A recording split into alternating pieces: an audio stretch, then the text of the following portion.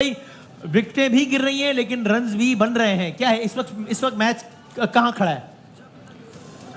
कहां पे खड़ा है अभी तो यानी किसकी तरफ जा रहा है? टू अर्ली लेकिन अब तक अभी इंडिया की तरफ। अच्छा, चूंकि रन्स बहुत तेजी से बन रहे हैं इसलिए जो उन्होंने एक मूवमेंट करी है ना, हाँ, जो 8वें नंबर के ऑलराउंडर को ऊपर नंबर 4 पे भेजा, जो 39 रन की पार्टनरशिप हुई है, मेरा ख्याल है वो टर्निंग पॉइंट हुआ। और so you would call it smart captaincy, smart coaching, smart coaching, all right, okay. और हमारी तरफ से हाँ बैड कैप्टेंसी हुई। ये आप क्यों कह रहे हैं? फील्ड प्लेसमेंट की वजह से स्लिप नहीं ली? फिर जहाँ पे नसीम शाह ने पहले ओवर में आउट करा था, उसको दूसरा ओवर जरूर देना चाहिए था। और इसमें थोड़ा 30% हमारे फील्डर्स का भी हाथ है, जिसमें 3 कैच। उन 3 में से कामरान में कौन एक कैच कम से कम ऐसा था जो होना चाहिए था? देखिए, या तीनों बहुत मुश्किल थे?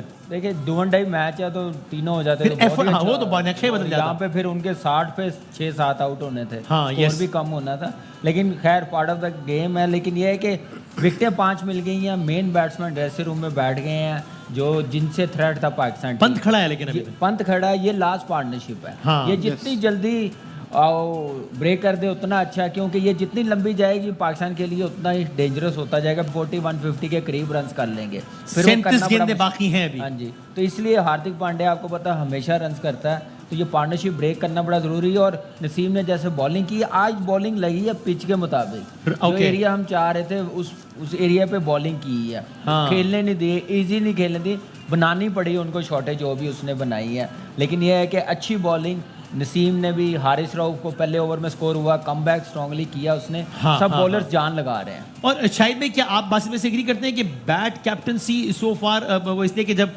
3 या 4 विकेटें गिरी थी तब कमेंटेटर्स भी कह रहे थे कि भाई ये मौका है कि जब आप एग्रेसिव अटैक करो। वही जो आप लोग कहते हैं कि यार कप्तान को दिलेर होना है भाई, वो तीसरी बॉल में छक्का लगा रहा है उनका कप्तान, तो उस वक्त आपको एग्रेसिव करना चाहिए। आप उस वक्त क्यों डिफेंसिव हो गए यार? बाबर आजम बिल्कुल लर्न नहीं कर रहा।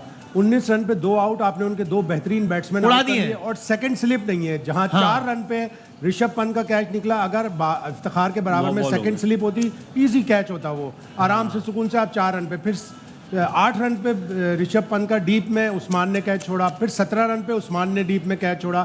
तो आप 3 कैच छोड़कर एक बैट्समैन को मौका दे रहे हो। Anything above 150 would be very difficult for Pakistan, और which is not impossible right now, जाहिर है, despite the fall of wickets. हाँ, लेकिन आप अगर अभी 2 विकेटें ले लेंगे 120-110 के अंदर में, तो आप उनको 140 तक रोक सकते हैं। सही है। सो अब तकरीबन 37 गेंदें बाकी हैं, चूंकि 36 गेंदें बाकी हैं, 6 ओवर्स बाकी हैं, 96 रन हैं।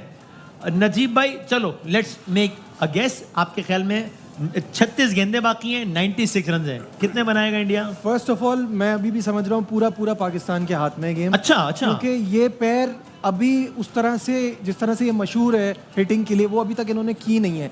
तो अगर यहाँ पे किसी की भी विकेट इनमें से गिरती है तो ये इंडिया के लिए भी बड़ा खतरनाक हो जाएगा। तो इस पैर को आउट करना है, आई थिंक 140 के अंदर करने की कोशिश करनी है, क्योंकि फिर उससे ऊपर ये मुश्किल होता है और कंटेन हो जाएगा। अब आपका गेस क्या है? एक रेंज बता दें कि मेरे ख्याल से इतने बनाएगी इंडिया। 10 रन की कोई भी रेंज बता दें। I think between 140 and 140, 135 to 145। 135 to 145 Najeeb भाई का कैसा है? ये अगर यहाँ पे पार्टनरशिप ब्रेक हुई ना, मैं आपको शर्तिया कहता हूँ 125-30 से ज्यादा नहीं करेंगे अगर यहाँ पे आउट हो गए। इनमें ये दोनों आउट हुए, ये इनमें से पार्टनरशिप ब्रेक हुई तो एक भी आउट हो जाए, एक भी तो 125, स्पेशली ऋषभ पंत। और अगर एक भी आउट नहीं होता है यहाँ से अगले 2-3 फिर ओवर वो में, 160-70 ही लगा शॉट लगा है, we'll have to wait and see कि क्या होता है।